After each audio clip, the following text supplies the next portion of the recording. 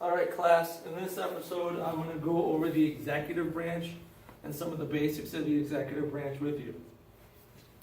Okay, first qualifications. You got to be 35 years old. You have to be natural born. You have to be a U.S. citizen, and you have to have lived in the U.S. the last 14 years. Now, natural born, there's one kind of loophole with that, and that would be John McCain would be a great example. He ran for president. He was actually born in Germany. But the reason he can run for president is he was born on an American military base in Germany because his dad was a soldier for the U.S. military. So you can actually be born outside of the United States, but it has to be on a U.S. military base. They did try to change that a few years ago. They called it the Arnold Schwarzenegger Amendment because some people wanted him to run for president, but it did not pass. Arnold Schwarzenegger was born in Austria. This is kind of interesting because, I said you got to be 35. This shows the age of our presidents on election day, okay? And then it shows the trend also. So the average age is up just under 57, okay? But you can see we're all over the board here. This high one, this would be Ronald Reagan. But you can see we had some younger presidents as well. So John F. Kennedy being one of them, but it shows the trend here. You can see a lot of people in that realm. You can be president for 2 terms. Each term is 4 years, so that's 8 years, but you can actually be president for 10 years. And the way that works is if you're the vice president and the president dies, you take over, and if it's 2 years or less, you can still run for president twice, totaling 10 years. Now, if the vice president dies and you serve for 3 years, then you can only run once, which would give you 7 years. So that's how it works. Now, this was not a law until 1951 when the 22nd Amendment was passed. Some people call it the FDR Amendment. This is FDR.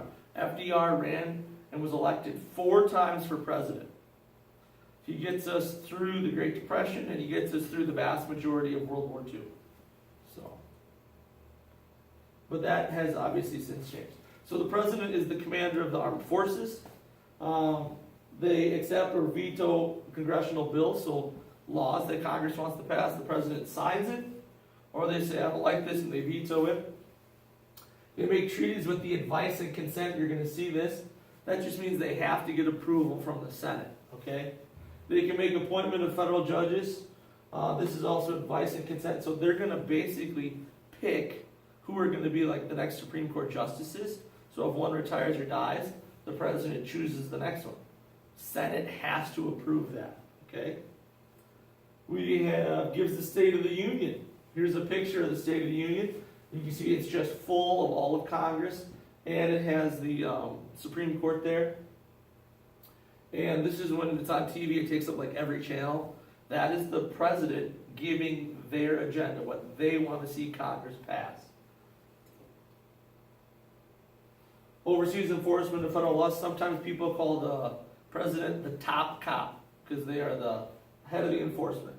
They grant pardons except for impeachment, and they receive ambassadors and ministers from other countries. And you've been seeing a lot of that lately with our president meeting with the leaders of other nations.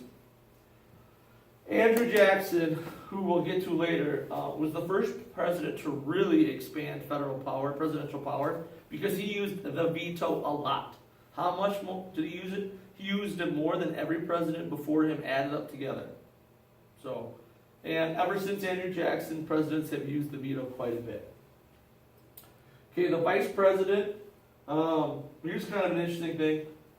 Before 1804, the vice president was the person who got the second most votes. And you might be like, well, that's not a bad deal. It kind of is. So here you have the president and vice president, they run together on what's called the presidential ticket. So you're voting for 2 people. So in our last election, imagine this, based on the way voting worked out, you would have had Donald Trump as the president and Hillary Clinton as the vice president. I don't think it would be a stretch of the imagination to figure out that those 2 people wouldn't have worked well together. And they even found that out way back in 1804. You lose a close election, you're pretty bitter. There's reports of presidents and vice presidents going months without speaking to each other. So they decided, we're going to get rid of that. And 12th Amendment says we're putting both people on the same ticket. So you vote for a group, not for one person. Here's another one. You got Lincoln and Andrew Johnson. So it's showing the tickets. That's the 1800s. Vice President presides over the Senate. A lot of times you're not going to see the Vice President there. And they only vote if there's a tiebreaker. And usually the Vice President knows that's coming. They have a pretty idea that this is going to be a really close vote. So the Vice President will be there. Here is the presidential succession. What happens if the President dies? Vice President, Speaker of the House, and then goes on down. Here's an interesting fact for you. If the Vice President dies in office, the President can pick whoever they want for that position. That has happened before. There was in one case the Vice President died, and the President just didn't pick anyone because they were roughly a year or less away from the next election. So there was no Vice President. But think of it this way. Vice President dies, the President can pick anyone they want. And then if the President would die, you could have a person be the leader of the United States who has not gotten a single vote for them in any election. I mean, heck, they could pick me to be Vice President. So, it's kind of where you see it goes through this huge line of succession. So, if something happens, we know what's going on. Now, the White House has tons of staff. The President has tons of advisors and aides. The Chief of Staff, important person, they coordinate all this stuff. A lot of times they'll set the President's schedule. They recommend people for the Cabinet. The Cabinet is 15 agencies. Here's them all listed, but I like this better. Here is the logos of all of them. So the President has all these people working for him, and all these people have a huge department under them. They're just the President of that department. You know, labor, transportation, energy, defense, which is the military. And those people report to the President. So anything important, they get told, and they pass that up to the President. So, moving on, electing and removing the President. We do not actively vote for the President. We have an electoral college, okay? And it's kind of confusing. So here's the electoral college votes from our last election, okay? President Trump won, 306, Hillary Clinton 232. So in Wisconsin, we have 10 electorals, voters. In Wisconsin, it's a winner-take-all state. So people in Wisconsin vote for the President. The polls close, and if, I don't remember the number, but if Donald Trump got 54% and Hillary Clinton got 46%, all 10 of our votes go to Donald Trump.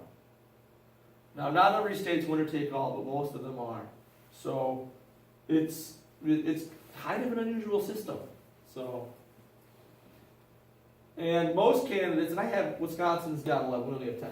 Most candidates are going to go to the most populous state because you can get more electoral votes. If we go back to that map, look, California, 55, Texas, 38. So if you look, I said that Wisconsin had 54. Wisconsin had 11, California's got 54, because I haven't updated this. States that lose population will have an electoral voter taken away from them and given to a populous state. Guess what? California's population is still growing. Okay, now I like this map. This changes the size of the states based on how important they are to the election. Okay, so look at California's big, Texas is big, Florida, Ohio, Pennsylvania, New York, New Jersey. See, these small states are getting bigger because they have more votes. Well, look at the Mountain West. Montana, North Dakota, South Dakota, Idaho, Wyoming, Nebraska. Some of these are just tiny because they're not that important. Think about it. If you're running for president, are you going to spend more time in California, Texas, Illinois, Ohio? Or are you going to spend a lot of time in Louisiana, Mississippi, or Alabama? You're going to go to the states that have more electoral votes. You want to win, right? So the first person to get to 270 electoral votes wins the election. If there's a tie, or if nobody gets 270 votes, it goes to the House of Representatives, and they get 1 vote per state. So now it's, out of 50.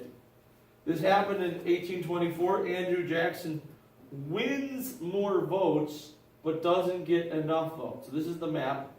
Andrew Jackson's in the blue color. And Adams is in the green color. He wins a bunch up here and he gets a couple down here. But Andrew Jackson actually wins more votes. And here's the popular vote. So Andrew Jackson, 41% of Americans voted for him. John Quincy Adams, 30%. But nobody had a majority. So it went to the House, and the House voted, and they picked John Quincy Adams. Okay, how can you get rid of a president? Well, it's impeachment. And there are reasons for that. Treason, bribery, other high crimes or misdemeanors. You gotta have some good evidence to do this. The House votes on charges of impeachment. So they have to say, there's enough evidence, we think the president did this, this, and this wrong, and then if they say, yep, they vote for the articles of impeachment. The Senate then tries the case, and this is basically like a court case. They're going to find out what's the evidence, they're going to bring witnesses and stuff like that. And the Chief Justice of the Supreme Court presides over the whole thing. 2/3 required vote in the Senate, and this has only ever happened twice. Andrew Jackson and Bill Clinton had articles of impeachment, which is from the House, brought towards them. The Senate did not get enough votes. So they were acquitted. So that's Andrew Jackson, and that's President Bill Clinton.